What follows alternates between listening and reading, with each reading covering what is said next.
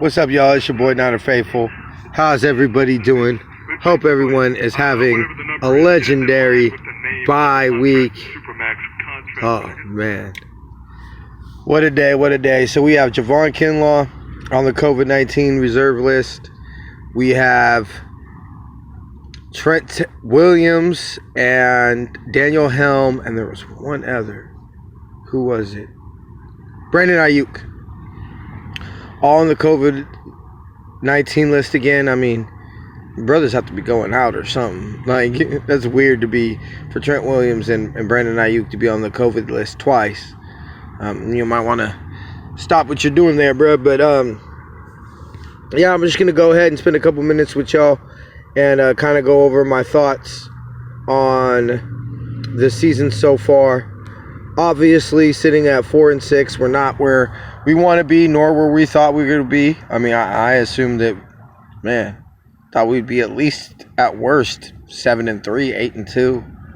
You know, I didn't anticipate a lot of rough games. Obviously, though, you can't go in the season saying, oh, yeah, Nick Bosa is going to blow out his knee, and so is Solomon Thomas, and Richard Sherman's going to miss, most of the season so far with a calf injury.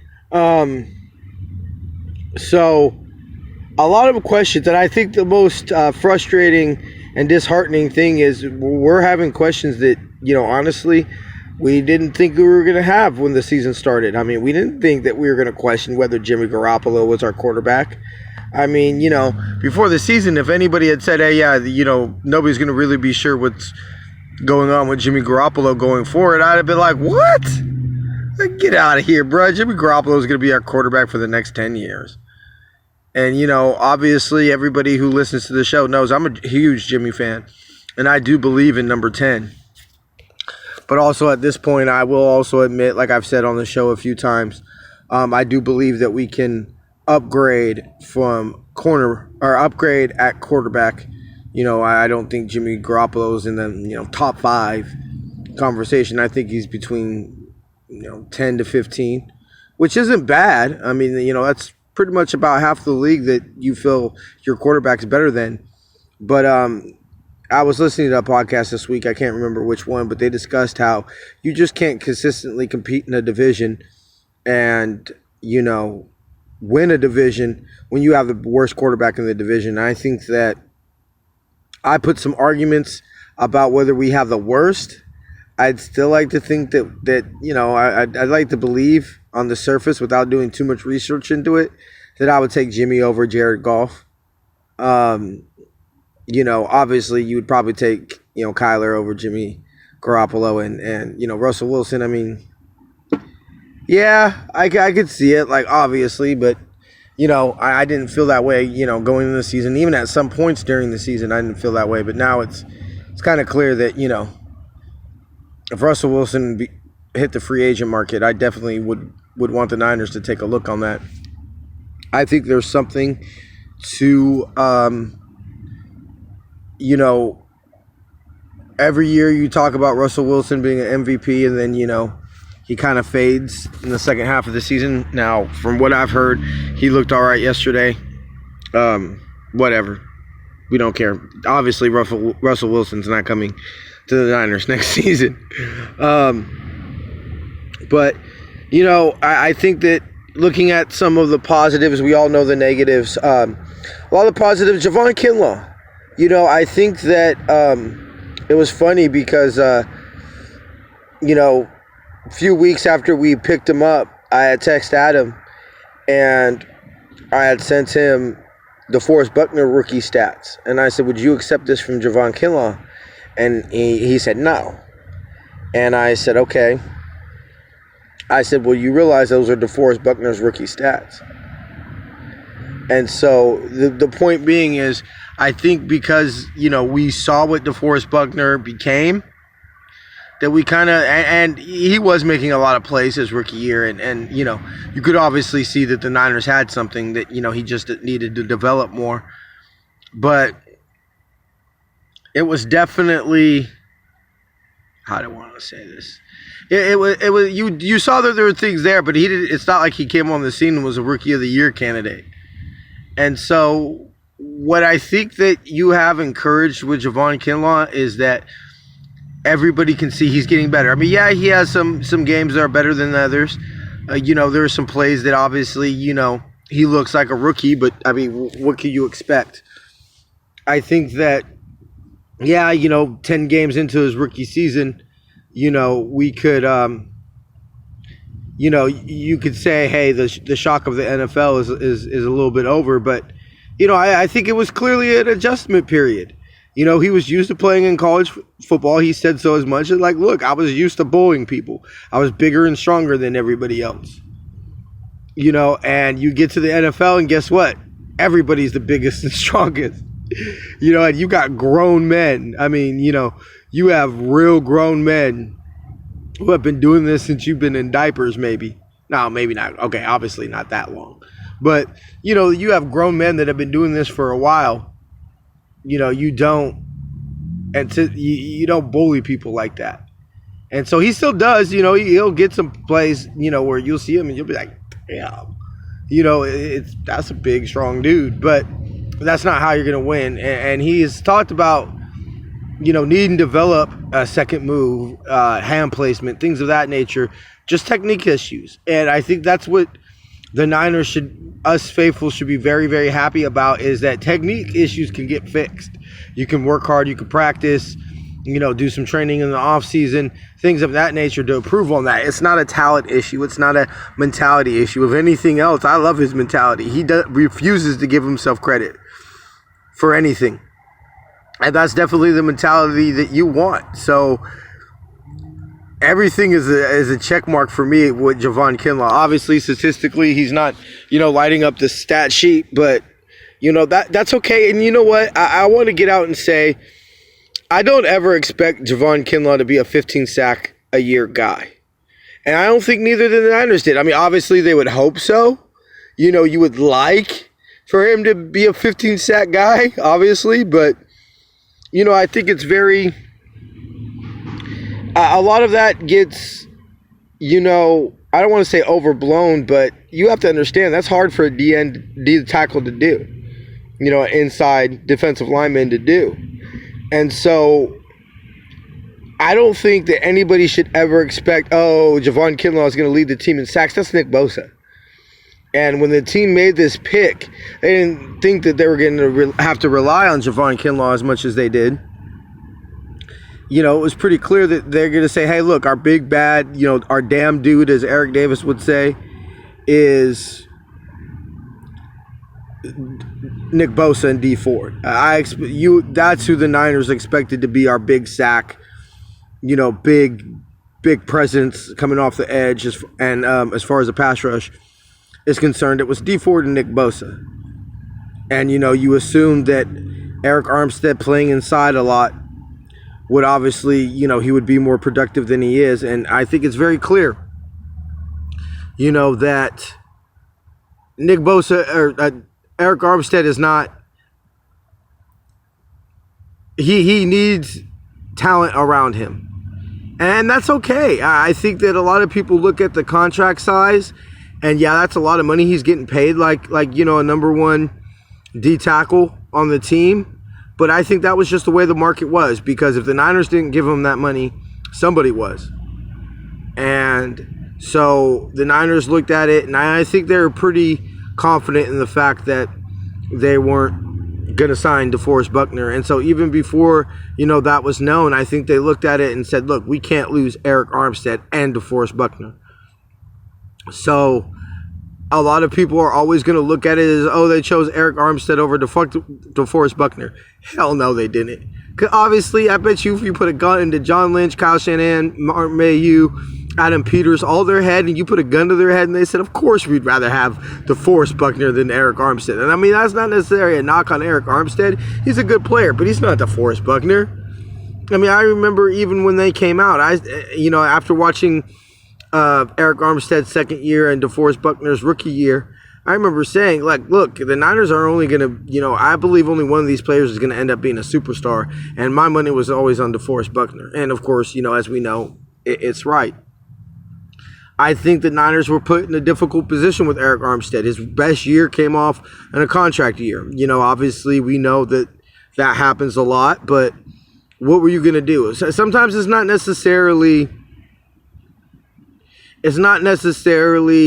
who you'd rather have or who you think is a better player, or you'd rather have this player starting than this player. Sometimes it just boils down to when you're becoming a free agent and when you're not.